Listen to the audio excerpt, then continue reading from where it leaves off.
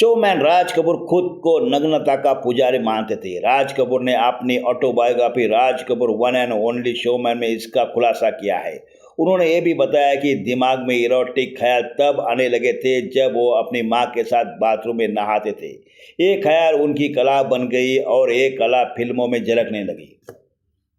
राज कपूर की कई फिल्मों जैसे राम तेरी गंगा मैली और सत्यम शिवम सुंदरम में एक्ट्रेस को भिगे बदन दिखाया गया था। इसके पीछे की वजह का खुलासा राज साहब ने खुद किया था। राज कपूर बॉलीवुड के शोमैन जिन्होंने हिंदी फिल्म इंडस्ट्री को एक नए मुकाम तक पहुंचाया, फिल्मों की नई परिभाषा दी, नई पहचान दी, कुछ नया लेकर आए, कुछ अलग किया, जिन्हें पद्म भूषण, दादा साहेब फाल्के और नेशनल अवार्ड से नवाजा गया, जिन्हें इंडियन सिनेमा का चार्ली चैपलिन कहा गया।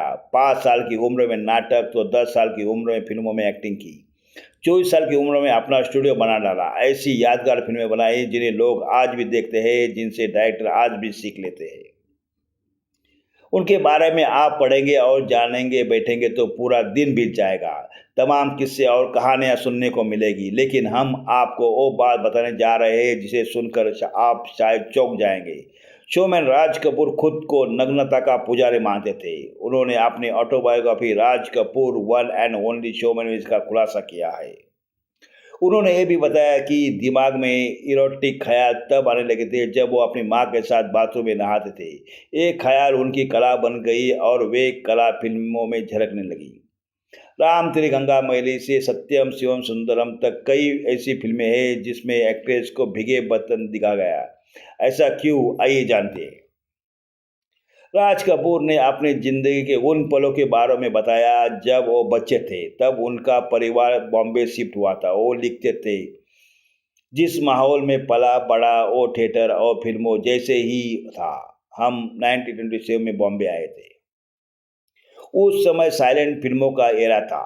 मेरे पिता ने जे ग्रांड एंडरसन थिएटर ज्वाइन किया, जहां अरदेसी ईरानी ने इंडिया की पहली बोलती फिल्म आलम आरा बनाई थी और पिता उसमें थे। मैं महज 5 साल का था जब मैंने द टाई कार्ड प्ले में एक्ट किया था और इसके लिए मुझे पहले अवार्ड भी मिला था। उस समय मुझे शो बिजनेस के अलावा और कुछ नहीं दिखा।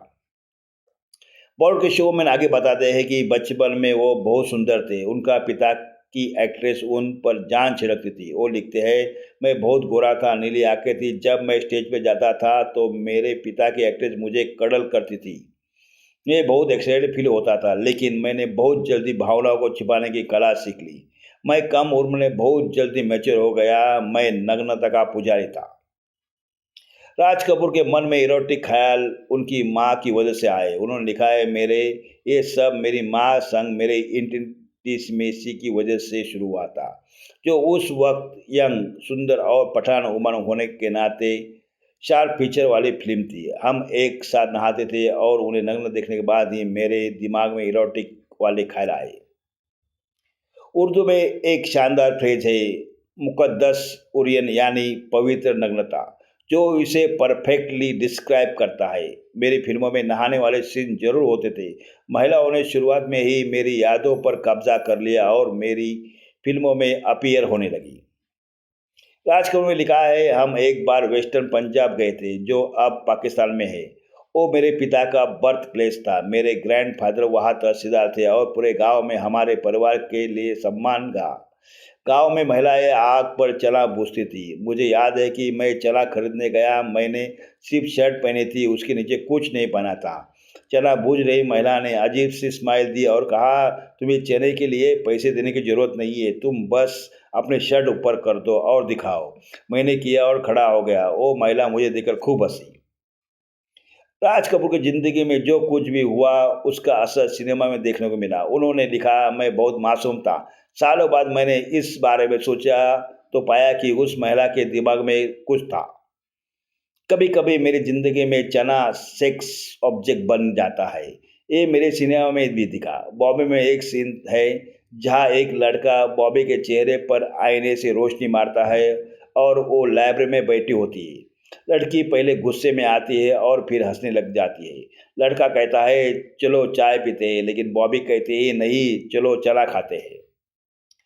बॉबी मूवी साल 1973 में रिलीज हुई थी। इसमें उनके बेटे ऋषि कपूर और डिम्पल कपाड़िया लीड रोल में थे।